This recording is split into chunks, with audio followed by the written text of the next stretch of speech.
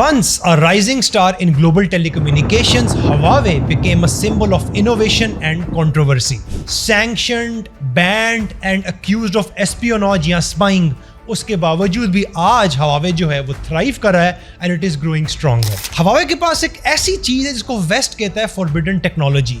उनके पास एक चीज को कहते हैं 5.5G जो उनको एक कंपेटिटिव एज देता है over any competitor across the globe. और हमारी जो आज की केस स्टडी है वो भी इस मौजू के ऊपर है। पहले हम जानेंगे Huawei के बारे में। Huawei एक ऐसी कंपनी है जो कि 1987 में स्टार्ट हुई और ये चाइनीज कंपनी है। Huawei का जो मतलब होता है वो है चाइना हैज अचीवमेंट्स या China is going to achieve more. So it's a very patriotic company. इनका जो विजन था सिंस डे वन वो ये था कि हम चाइना के लिए काम करें और चाइना को हम टेक्नोलॉजी में आगे लेकर चले, दुनिया में उसको लीडर बनाएं। सो ये था विजन जो Huawei के फाउंडर थे और उन्होंने इस विजन के साथ Huawei की बुनियाद रखी। और Huawei ने जो शुरुआत की it was a very humble beginning. उसने टेलीफोन एक्सचेंज स्विचेस की रीसेलिंग से स्टार्ट किया। उसके बाद उसका बिजनेस है वो ग्लोबल टेलीकम्युनिकेशन इंडस्ट्री के अंदर आया एंड दैट स्काई रॉकेटेड और making Huawei one of the most recognized brands of global telecommunication sector. Huawei is one of China's most successful global companies. Its technology is used in more than 170 countries. And the people in China love Huawei as the company because मैंने आपको बताया कि it's very patriotic company, वो China की बेहतरी के लिए काम करते हैं। और मेरा खुद भी जो पर्सनल चाइना विजिट हुआ था एक दौर में, मैंने देखा था कि वहाँ लोगों ने Huawei के फोन रखे थे, उनका हमेशा एक ना एक कोई Huawei की डिवाइस थी। सो Huawei ने चाइनीज पीपल के साथ एक ऐसा इमोशनल कनेक्शन डेवलप कर दिया है जिसकी वजह से पीपल लव द कंपनी और हर किसी के पास कोई ना कोई Huawei की डिवाइस थी। In the late 2010s Huawei जो था वो मोबाइल फोन इंडस्ट्री के अंदर डोमिनेंट फिगर था। It was leading the global mobile phone industry. Mobile phone industry के अंदर उन्होंने अपना एक नाम बना लिया था और इसके साथ वेस्टर्न कंपनीज को Huawei से एक बहुत बड़ा थ्रेट था। Huawei ने एज अ टेलीकम्युनिकेशन कंपनी खाली स्मार्टफोन्स नहीं बनाए, उन्होंने नेटवर्किंग टेक्नोलॉजीज बनाई, टेलीकम्युनिकेशन टावर्स बनाए, उन्होंने टेलीकम्युनिकेशन सेक्टर के अंदर एज अ होल बहुत ज़्यादा काम किया जिसकी वजह से उनकी ग्लोबल डोमिनेंस बहुत ज़्यादा बढ़ गई। और इनका जो मोबाइल फोन सेक्टर है जो कि इनका B2C based to consumer sector है जिससे हम ज़्यादा फेमिलियर हैं Huawei के मोबाइल फोन्स के साथ, वो जो सेक्टर था इसने स्लोली एंड स्लोली डोमिनेट किया। और एक वक्त तक इनके जो मोबाइल फोन के डिज़ाइंस थे, इनकी जो स्लीकनेस थी, इनके जो कैमरास थे और इनकी जो प्राइस पॉइंट थी वो एट पॉइंट थी जिसकी वजह से इनके मोबाइल फोन बहुत ज़्यादा बिकते थे और लोगों ने Huawei को बहुत पसंद किया। काफ़ी ज़्यादा जो लोग हैं उनको एक्चुअली ये नहीं पता कि Huawei के कोर बिजनेस क्या है। Huawei का देखें जो सबसे पहला और सबसे अहम कोर बिजनेस इनका सबसे ज़्यादा रेवेन्यू आता है और आजकल भी आ रहा है वो है एक इनका टेलीकम्युनिकेशन इक्विपमेंट और इंफ्रास्ट्रक्चर। ये जो इनका बिजनेस है ये टारगेट करते हैं B2B यानी बिजनेस टू बिजनेस ये डील करते हैं। इसके अंदर Huawei is the major provider of telecommunication equipment जिसके अंदर network infrastructure, router, switches, related services और ये केटर करते हैं टेलीकम्युनिकेशन कैरियर्स को और एंटरप्राइजेस को। Huawei जो है उसके साथ साथ टेलीकम्युनिकेशन टावर्स भी इंस्टॉल करते हैं जो हम देखते थे बड़े बड़े टावर्स होते हैं and this is one of there core business. यहाँ तक कि इवन पाकिस्तान के अंदर ये PTA के साथ मिलकर, पाकिस्तान टेलीकम्युनिकेशन अथॉरिटी के साथ मिलकर और प्राइवेट टेलीकॉम सेक्टर के साथ ये मिलकर टावर्स भी इंस्टॉल करते हैं। Huawei का जो दूसरा बिजनेस सेगमेंट है वो है इनका B2C बिजनेस सेगमेंट यानी कि बिजनेस टू कंज्यूमर जिससे हम सब फेमिलियर हैं, जिसके अंदर Huawei के स्मार्टफोन उनकी डिवाइसेस आती हैं जिसको ये लोग कहते हैं कंज्यूमर इलेक्ट्रॉनिक्स का बिजनेस। Huawei के स्मार्टफोन बिजनेस जैसे मैंने पहले बताया इनकी स्लीक डिजाइन्स थे, कटिंग एज कैमरा टेक्नोलॉजी थी, अफोर्डेबल थे ये और हम सब लोग इसको पसंद भी करते थे because they were very good, very sleek and very affordable. उसके बाद Huawei स्मार्ट डिवाइसेस बनाता है जैसे कि वेरेबल्स बनाता है, ये होम स्मार्ट डिवाइसेस बनाता है, इलेक्ट्रॉनिक्स बनाता है and many other smart devices जो कि आम यूजर्स यूज करते हैं। सो B2C से क्या होता है जो इस तरह के बिजनेस Huawei के होते हैं उसमें ये लोग कंज्यूमर्स तक अपना ब्रांड पहुंचाते हैं और इससे इनकी ब्रांड रिकग्निशन और ज्यादा होती है और इससे इनकी ब्रांड वैल्यू भी बढ़ती है। फिर तीसरा जो Huawei का सोर्स ऑफ इनकम है वो है एंटरप्राइज सॉल्यूशंस प्रोवाइड करना। ये लोग क्या करते हैं कि ये लोग कंपनीज को, एंटरप्राइजेस को, गवर्नमेंट्स को डिजिटल ट्रांसफॉर्मेशन प्लान्स देते हैं और उसके साथ साथ वेरियस इंडस्ट्रीज को भी ये लोग रीशेप करते हैं जैसे कि आपकी ट्रांसपोर्टेशन होगी, फाइनेंशियल सर्विसेज होगी, आपकी स्मार्ट सिटीज होगी एंड मेनी अदर सर्विसेज ये लोग प्रोवाइड करते हैं। Huawei कई साल तक जो है they were at the top of their game, चाहे मोबाइल फोन्स की बात करें, चाहे एंटरप्राइज सॉल्यूशंस की बात करें, चाहे इनके बड़े B2B प्रोजेक्ट्स की हम बात करें जैसे कि टेलीकम्युनिकेशन टावर्स की मैंने बताया। फिर क्या हुआ, अचानक से इनका one of their main business segments जो कि इनका B2C सेगमेंट है, कंज्यूमर इलेक्ट्रॉनिक्स वाला सेगमेंट है, जो इनका कंज्यूमर इलेक्ट्रॉनिक्स का एम्पायर है, उसके नीचे जो है वो फ्लोर जो है वो हट गेट फेल। हुआ क्या कि अमेरिका में ट्रंप आ गया, और ट्रंप जैसे कि आप सब जानते हैं he assumes to be a very pro American, he is a very patriotic person. और उसने क्या किया कि उसने अमेरिकन कंपनीज को बहुत फेवर किया और वो चाहता था कि अमेरिकन कंपनीज डोमिनेट करें। और उसने क्या किया कि जिन कंपनीज की वजह से अमेरिकन कंपनीज को थ्रेट था, या जिन कंपनीज की वजह से अमेरिकन कंपनीज की सेल्स अफेक्ट हो रही थी, या जिन कंपनीज की इनोवेशन अमेरिकन कंपनीज की इनोवेशन ज़्यादा थी, they were more advance and far ahead of them, उनको इसने सैंक्शन कर दिया और बैन करना शुरू कर दिया। उनकी प्रोग्रेस को हिंडर करना शुरू कर दिया, चोक करना शुरू कर दिया इसने। और इसमें सबसे पहले और सबसे जो नंबर कंपनी है वो है हवावे। ये जंग तकरीबन हवावे के साथ यूएस की ट्रंप की 2018 से स्टार्ट हो गई थी, लेकिन 2019 में इसने एक सिग्निफिकेंट मोड़ हासिल किया। और 2019 में क्या हुआ कि हवावे का जो स्मार्टफोन बिजनेस है, जो उनका मेन बिजनेस था, जिससे हम सब हवावे को जानते थे, उनका कंज्यूमर बिजनेस था, वो मुतासिर हो गया। हुआ क्या कि अमेरिका ने, ट्रंप एडमिनिस्ट्रेशन ने एक्यूज़ किया कि जो हवावे है ये स्पियोनाज कर रहे हैं, स्पाइंग कर रहे हैं, इनकी डिवाइसेस हमारा डाटा स्टील कर रही हैं, डाटा कलेक्ट कर रही हैं, जिसकी वजह से इनको अचानक से उन्होंने बैन कर दिया। और इसकी वजह से, ट्रंप की हरकत की वजह से, गूगल ने क्या किया कि दे पुल्ड एंड्रॉयड, जो कि हवावे की डिवाइस का ऑपरेटिंग सिस्टम था, मोबाइल ओएस था उनका, from Huawei devices. All of Huawei devices को वो दे वर डिवॉइड ऑफ एंड्रॉयड सर्विसेज। सो उससे क्या हुआ कि जब एंड्रॉयड हटा हवावे की डिवाइसेस से, so consumers obviously started to leave Huawei, because Android was the biggest, still today is the biggest mobile operating system, जिस पे सब ज़्यादा मोबाइल यूजर्स दुनिया में जो है वो एंड्रॉयड यूज़ करते हैं। और जब एंड्रॉयड ही हवावे के पास नहीं था, तो फिर लोगों ने हवावे के फ़ोन्स क्यों लेने थे। और हवावे की जो सेल्स हैं उन्होंने नोज डाइव किया, उनका स्मार्टफोन बिजनेस काफ़ी अरसे तक ऑलमोस्ट ज़ीरो हो गया था, इट वाज ऑलमोस्ट डेड। यहाँ तक कि इसका जो इफेक्ट है हमने पाकिस्तान में भी फील किया। हमने देखा कि यहाँ पर जितने भी हमारे मोबाइल मार्केट्स, उनकी ब्रांडिंग हवावे से होती थी, वहाँ पर हवावे के बोर्ड्स हट गए, हवावे की ब्रांडिंग हट गई, मोबाइल मार्केट्स के बोर्ड्स हवावे के नाम पे थे वो सारे हट गए, और हवावे के फ़ोन्स मार्केट में आना बंद हो गए थे। तो इससे क्या हुआ, गूगल गया, गूगल की प्ले स्टोर गया, गूगल के मैप्स गए, गूगल की सारी सर्विसेज गई। So you could not use any of Google services और Android on any of Huawei devices. दुनिया जो थी वो इस टाइम देख रही थी कि हवावे जो है वो क्रम्बल कर जाएगी, वो गिर जाएगी और वो अपने ही वजन से तबाह हो जाएगी, लेकिन ऐसा हुआ नहीं। Welcome to the Huawei Innovative Product Launch, a special occasion celebrating Huawei's unwavering commitment to innovation. यहाँ पर एक बहुत ही डिफरेंट किस्म की चीज़ हुई। हवावे ने यहाँ पर गिव अप नहीं किया, हवावे ने इनोवेशन की, हवावे ने एक्चुअली इनोवेट करके अपने आप को इस मलबे से, इस मसले से बाहर निकाला। और ये जो हवावे का बैन था, बहुत से लोग ये कहते हैं, obviously it was an economic warfare, it was a political warfare. बहुत से जो एनालिस्ट हैं, business analyst, political analyst, economist दुनिया के, वो ये कहते हैं कि जो यूएस ने सैंक्शन किया हवावे को, जो उसको बैन किया, it was a move of geopolitical chess board, यानी कि जियोग्राफिकल पॉलिटिक्स की वजह से उसके जो चेस बोर्ड के अंदर जो शतरंज की जो मूव्स होती हैं, ये उसमें से एक मूव थी जो अमेरिका ने खेली। और मामलात को और ख़राब करने के लिए क्या हुआ कि 2018 में कनाडा के अंदर हवावे की जो सीएफ होती खातून, जो कि हवावे के सीईओ की बेटी है, उसको गिरफ्तार कर दिया गया on the request of the United states.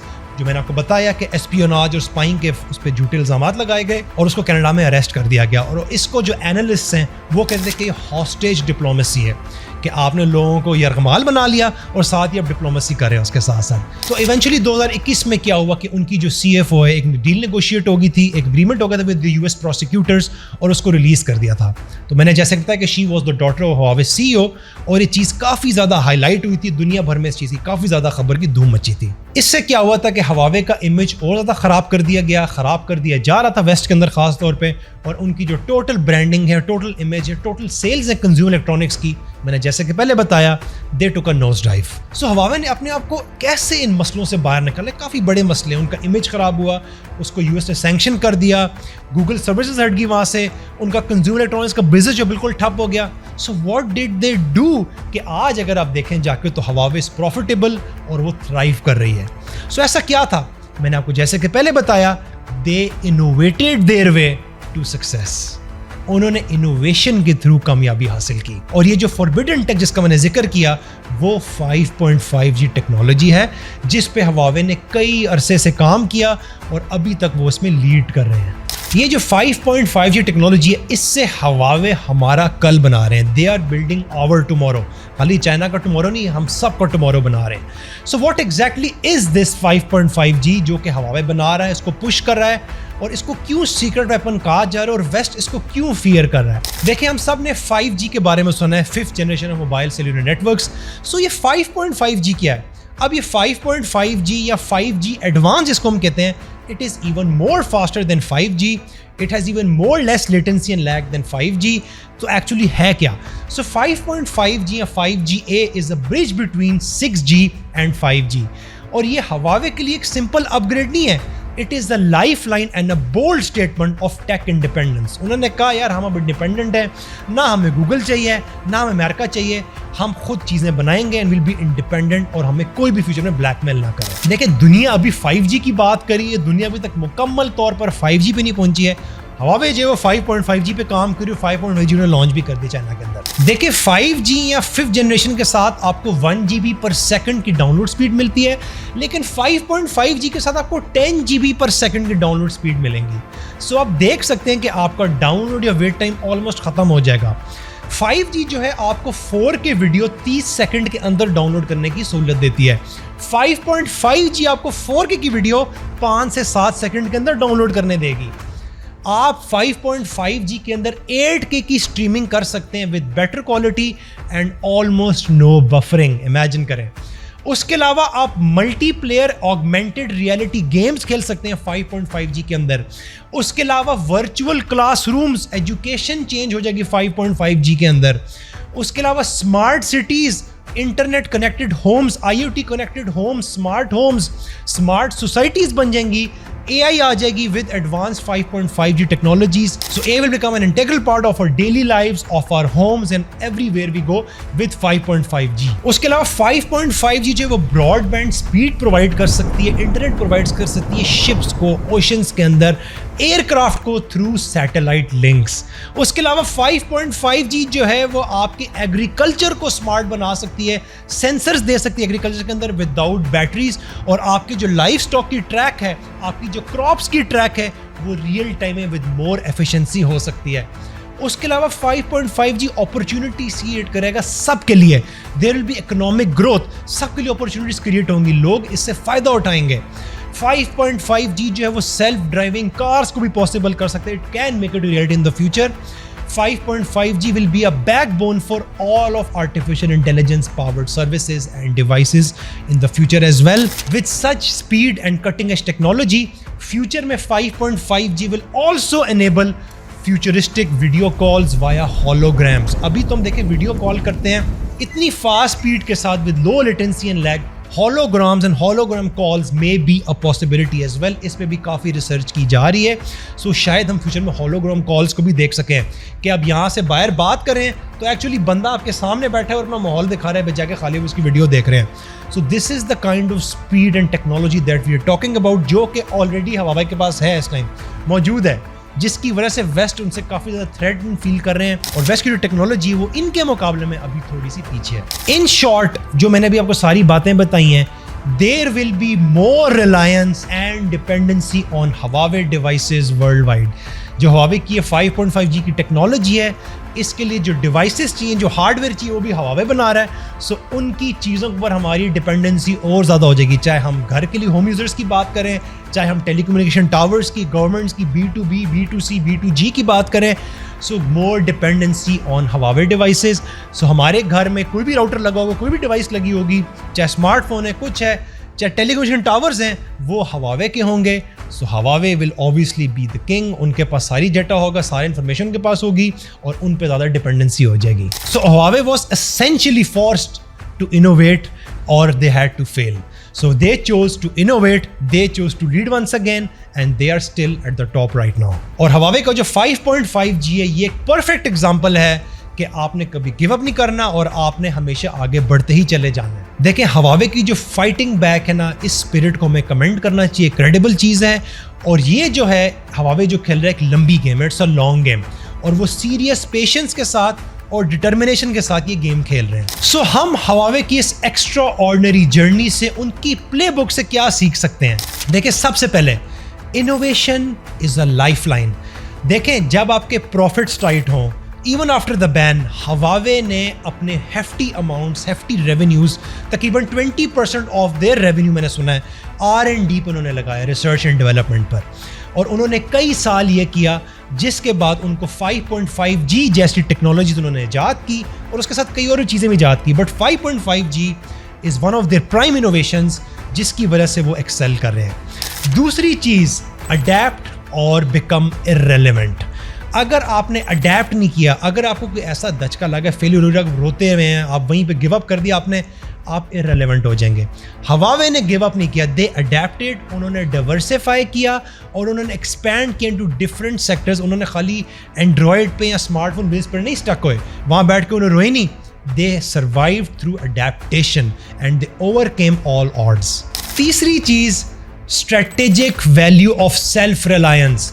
जब गूगल ने उनको बैन कर दिया, अमेरिका ने सैंक्शंस लगा दी, हवावे के ओएस में से चीज़ें हट गई, उन्होंने कहा कि यार अब हमने किसी पर रिलाई नहीं करना, हमने सिर्फ अपने ऊपर रिलाई करना। We want to become self reliant, we want to become independent, no one should blackmail us. So Huawei ने क्या किया, उन्होंने हार्मनी ओएस, यानी कि हार्मनी ओएस मोबाइल का अपना ओएस उन्होंने बनाया, उसको लॉन्च किया और slowly with the passage of time, कुछ सालों के अंदर अब वो क्वाइट पॉपुलर हो गया और मार्केट में हवावे के फ़ोन्स दोबारा आना शुरू हो गए। चाइना में तो खैर काफ़ी अर्सा पहले ही आ गए थे, इवन पाकिस्तान जैसी कंट्रीज़ में भी हवावे के फ़ोन्स अब आना शुरू हो गए। और हार्मनी ओएस जो है, it is directly backed and linked with other Huawei devices and their 5.5G technology.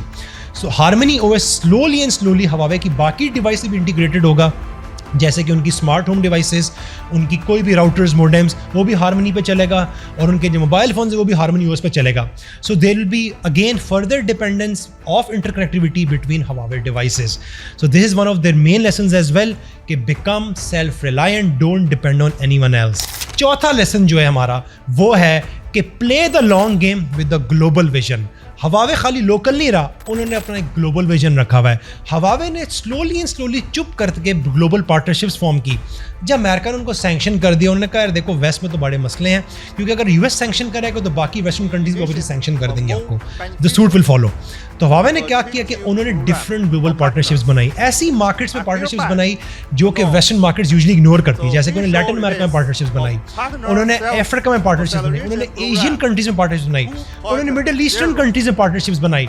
इसके साथ क्या हुआ कि उन्होंने अपने स्लोली टेलीकम्युनिकेशन इंफ्रास्ट्रक्चर, टावर्स और मोबाइल फोन्स वहाँ लॉन्च करना शुरू कर दिए और वहाँ इनके ब्रांड को रिकग्निशन मिलना शुरू होगी। तो हवावे ने क्या किया, उनका एक ग्लोबल विजन था, उन्होंने ग्लोबल इकोनॉमिक्स को समझा, उन्होंने इंटरनेशनल पॉलिटिकल इकोनॉमी आईपी जिसको हम कहते हैं उसको समझा, उन्होंने अपना फुटप्रिंट बढ़ाना शुरू किया। सो वो खाली वेस्ट तक नहीं रहे और इस स्ट्रेटेजी ने जो था उनको खाली सर्वाइव नहीं कराया, बल्कि उन्होंने ग्लोबल मैप को चेंज किया through tech alliances. And the fifth lesson जो हवावे से हम सीख सकते हैं वो है स्ट्रेटेजिक डिसीजन मेकिंग। देखिए हवावे ने एक ऐसी चीज़ की थी जिसको हम कहते हैं प्री एम्प्टिव स्टॉक पाइलिंग। देखिए प्री एम्प्टिव स्टॉक पाइलिंग होता है कि आप स्टॉक एडवांस में जमा करते हो कि आपको पता चलता है कि इस चीज़ है कि उसकी डिमांड ज़्यादा हो जाएगी और वो शॉर्ट हो जाएगी या महंगी हो जाएगी। तो हवावे ने क्या किया कि उन्होंने रिजर्व्स बिल्ड कर लिया ऑफ क्रिटिकल कंपोनेंट्स। उनको पता था कि वो जो फ्यूचर में इनोवेशन के लिए जा रहे, बिकॉज उनका एक स्ट्रॉन्ग R&D डिपार्टमेंट था, मैंने बताया आपको, उस R&D डिपार्टमेंट को बताया था कि यार आप ये चीज़ें बाय कर लें क्योंकि फ्यूचर में इनकी सप्लाई शॉर्ट हो जाएगी, प्राइस बढ़ जाएगी, डिमांड सप्लाई फैक्टर्स आएंगे। सो हवावे ने क्या किया, उन्होंने एडवांस टेक्नोलॉजी की स्टॉक पाइलिंग कर दी और जब राइट टाइम आया, they wait for the right time, उन्होंने लीड ली और उन्होंने अपने स्टॉक को लेवरेज किया, उन्होंने इनोवेट किया और वो टेक में आगे निकल गए। So these kinds of strategic decisions जो हैं वो भी आपको एज अ कंपनी बहुत ज़्यादा हेल्प करती हैं and Huawei has proven that as well. So Huawei की फॉरबिडन टेक्नोलॉजी जिसको वेस्ट कहती है कि फॉरबिडन टेक्नोलॉजी है, it is just not beating the ban, it is shaking up the entire global tech order और ये टेक इंडस्ट्रीज को भी शेप कर रही है। और हो सकता है कि ये जो टेक्नोलॉजी है हवावे की 5.5G, it might be Huawei's biggest impact of all time. देखिए जो सारा हवावे का सागा है, जो सारी अभी हमने केस स्टडी डिस्कस की है, हमें एक चीज जरूर बताते हैं, एक चीज पर रोशनी जरूर डालती है कि technology is not just about business anymore, it is about global competition, it is about global economics, it is about global politics and it is about tech supremacy, कि दुनिया में कौन टेक को लीड करेगा और इसमें local national interest, multinational companies और countries के इंटरेस्ट भी शामिल होती हैं। सो ये एक हाई स्टेक्स चेस गेम है टेक्नोलॉजी की, जिसके अंदर आपकी ट्रेड, सिक्योरिटी, इकोनॉमिक्स सब कुछ मिक्सड अप है और हवावे जो है it is a major piece on the chess board. मुझे जो कमेंट्स में ज़रूर बताइएगा कि आपके नज़दीक हवावे की टेक्नोलॉजी और हवावे का जो कम बैक है विद 5.5G, ये उनकी कैसी मूव है और उस पर फ्यूचर में क्या फ़ायदा होगा। और मुझे ये भी बताइएगा ज़रूर कि फ्यूचर में मैं किस केस स्टडी या किस टॉपिक को कवर करूँ।